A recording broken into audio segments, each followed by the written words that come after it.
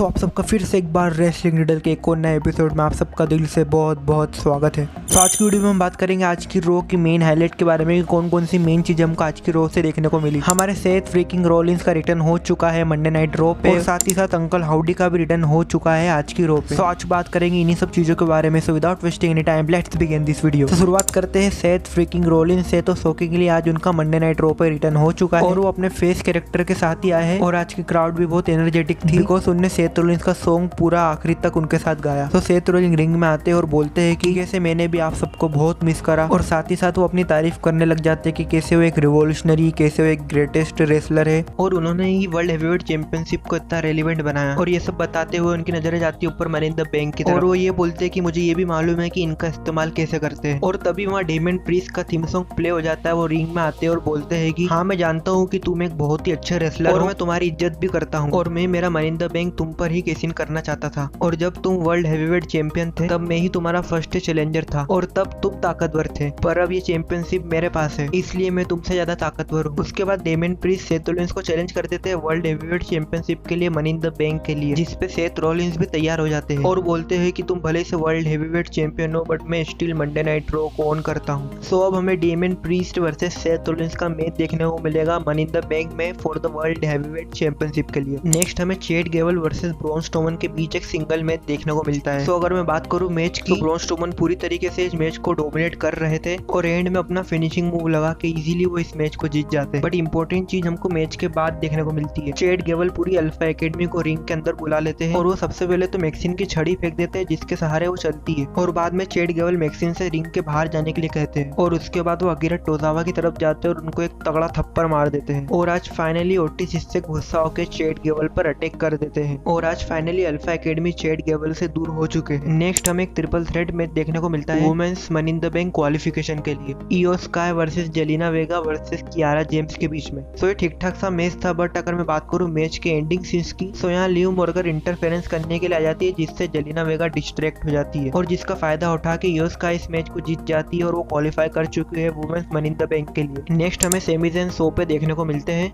वो रिंग में इंटर करते हैं और बोलते हैं कि कैसे मैं चैट गेबल से फाइनली दूर हो चुका हूँ, सो अब मुझे जरूरत है एक नए अपोनेंट की। और ऐसा बोलते हुए ही ब्रॉन ब्रेकर का थीम सॉन्ग प्ले हो जाता है। वो रिंग में इंटर करते हैं और बोलते हैं कि मैं तुझे चैलेंज करना चाहता हूँ इंटरकॉन्टिनेंटल चैंपियनशिप के लिए। पर तभी वहाँ सेमस का भी थीम सॉन्ग प्ले हो जाता है। वो रिंग में इंटर करते हैं और बोलते हैं कि मैं तुझे चैलेंज करना चाहता हूँ इंटरकॉन्टिनेंटल चैंपियनशिप के लिए, जिसपे ब्रॉन ब्रेकर को गुस्सा जाता है और वो बोलते हैं कि तू कौन होता है, मैं पहले से आके इस रिंग में खड़ा हूँ, क्या तुझे दिखता नहीं है। और बाद में इनकी बहस हो जाती है जिसपे सेमी ज़ेन इन दोनों का मैच आज की रो के लिए ऑफिशियल करा लेते हैं एडम पियर्स से। नेक्स्ट हमें कार्लिटो वर्सेस ड्रैगन ली के बीच में एक सिंगल मैच देखने को मिलता है। तो ये भी एक ठीक ठाक सा मैच होता है बट अगर मैं बात करूँ मैच के एंडिंग सीन्स की, तो फिर यहाँ लिव मॉर्गन इंटरफेरेंस करने के लिए आ जाती है और वो डोमिनिक की तरफ जा ही रही होती है। तभी पीछे से जेलिना वेगा लिव मॉर्गन पर अटैक कर देती है जिसका फायदा उठा के कार्लिटो आखिरी में इस मैच को जीत जाते हैं। अगली बड़ी चीज हमें शो पे ड्रू में एक इंटायर देखने को मिलते हैं और आज उनके पास बोलने के लिए एक शब्द भी नहीं होते और वो जैसे तैसे 2 बार सिर्फ सीएम पंक का नाम लेते हैं और उसके बाद बोलते हैं कि भाड़ में जाइए कंपनी, आई क्विट। और ऐसा बोलने के बाद वो बैक स्टेज चले जाते हैं जिसके बाद एडम पेयर भी उनको समझा रहे होते हैं कि ऐसा मत करो। नेक्स्ट हमें ब्रॉन ब्रेकर वर्सेस सेमस के बीच एक सिंगल मैच देखने को मिलता है। तो अगर मैं बात करूँ इस मैच की, तो ये रेसलिंग वाइज एक बहुत ही अच्छा मैच था जिसमें हमको दोनों ही सुपरस्टार की तरफ से एक अच्छी परफॉर्मेंस देखने को मिलती है, जिसमें ब्रॉन ब्रेकर के सामने पहली बार एक तगड़ा अपोनेंट आया जो कि उनको पूरी तरीके से डोमिनेट कर रहा था। बट अगर मैं बात करूँ मैच के एंडिंग सीन्स की,